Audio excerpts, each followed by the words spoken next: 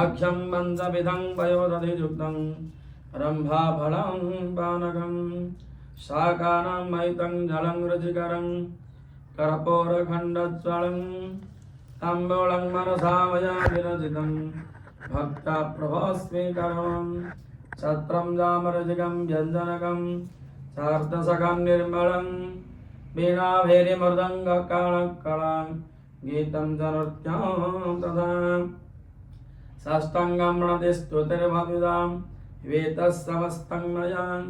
संकल्पेन समर्पितं तदविभो पूजां गृहाणां ब्रहो आत्मां दङ्गिरिदां हते सतरां प्राणः शरीरं गृहो बुधात विषभगरजनां निद्रा समाधि स्थितिः संसार पदयो पदक्षिणविधि स्तोत्राणि सर्वा गिरा यद्यत् कर्म करोमि तदमखिलं शम्भो तवराधनं करजनं कृतं वा कायदं कर्मदं वा श्रवणनञ्जं वा मानसं वा पराधं वीतमवितं वा सर्वमेतक्षमस्म जय जय करुणाब्धि श्री महादेवसम्मतमुद्राभुजङ्ग अंध्रपुष्पाञ्जलि समर्पयामि। बस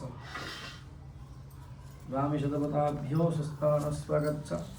मुद्राय सुस्थान ओम वेदक्रांद्रार्थसिदय छन्दो पूर्णाछन्दो मनोरथा